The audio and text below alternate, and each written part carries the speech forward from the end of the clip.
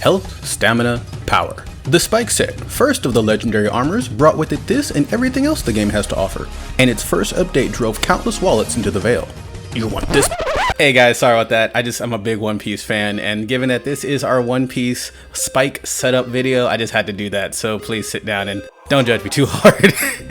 Anyway, good morning, afternoon, evening, and good dawn, guys. This is your boy Cyfreaks wishing you a wonderful and splendiferous epic day. Dear God, that's a lot of adjectives, but moving on. With not one, but now two legendary sets out, I wanted to put a quick video together talking about some interesting sets I've used myself using one piece of Spike. One piece being the easiest thing you can get. While I'm doing this with the Spike set, it should be noted that the Armor Soul system can be used with other future legendary sets. So this kind of goes for anything after this, use a grain of salt with it, or, do whatever you see fit. But remember, these are just one piece sets. In a bit, I'll cover my favorite setups, favorite souls, and what weapons work really well with which setup, so let's go ahead and get to it. Don't pause. Press play. Hey stray YouTuber, thanks again for checking out my channel, and if you like what I do or you just like the cut up by Jib, I urge and encourage you to like and subscribe for more info on Overdox and other dope games across all platforms. I tend to get around. Up first, we have the Critical Killer build. This is a nice pure damage setup that favors critical weapons while offering a small quality of life bonus. It uses the Spike Helm with the Black Dog Soul, the Black Dog Body, and the Black Dog Cape.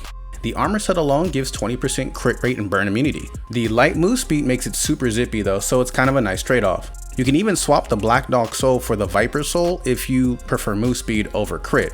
And that's just depending on what is important to you. Some critical weapons that work really well are the Dahaka, Blades of Black Snow, and Dark Pulse, which can all crack about 40% crit rate baseline. Some honorable mentions would be the Steel Sword and the Wyvern Lance, who also do well with a little bit of crit rate.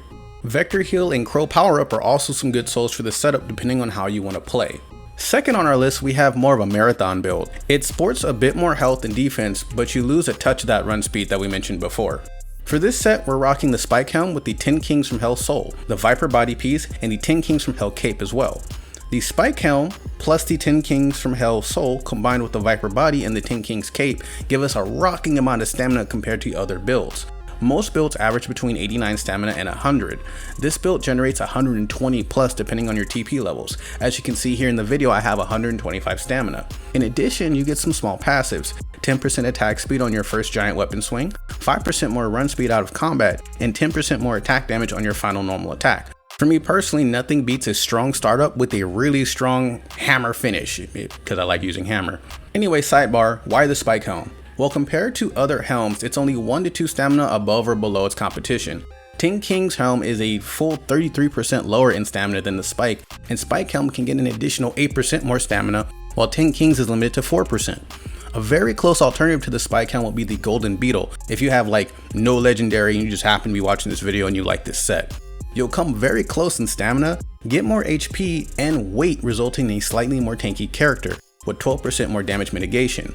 While Golden Beetle does give you a nice in-combat move speed bonus, which is always nice, you will have lower fast post recovery, about half, which is the speed at which your character recovers from a hit effect such as knockdown or stun. This is becoming increasingly more important at this stage in the game because people are starting to use more stuns, more knockdowns, more knockbacks, and it's nice to be able to kind of shrug those off or ignore them altogether. The 17 fast pose on the Spike Helm is not high, but it's definitely and nicely above the average. This set is my go-to one-piece Spike set for Hammer and Greatsword. I don't use this with Halberd though. Halberd, especially the Wyvern Halberd, is more suited to the previous crit build, just weapon synergy wise. As for Hammer and Greatsword, having a slightly faster first attack or opener with a more powerful finisher attack and stamina to swing for days is nice. One of my most satisfying ways to beat somebody is to start willing on them and like mid-swing drop snare on both of us so we can't move and just will on him until his guard breaks and then just crumple him over. It's one of the most satisfying ways to take someone out in this game. It's super open to being parried, but it's still fun. By the way, nothing on Greatsword can be parried, so have fun with that. Lastly, and third in line, we have an improvement on my power level build. For anyone unfamiliar, I posted a build a little while ago for power leveling centered around the Murte set, an easy to gain and easy to level blue TP set that increases the chance of leveling your weapon off of field monsters. Collectively, this set raises your chance by about 10%, which stacks nicely with the full drone for an additional 20. On a good run, you can easily get 10 plus extra levels without buying or finding any weapon level up bonuses. This can quickly become a huge threat to other players as your attack power on certain weapons jumps significantly. For this build, we're using the Spike Helm, the Murte Body, and the Murte Cape. And I'm only saying that because we've been using the Spike Helm for the previous builds.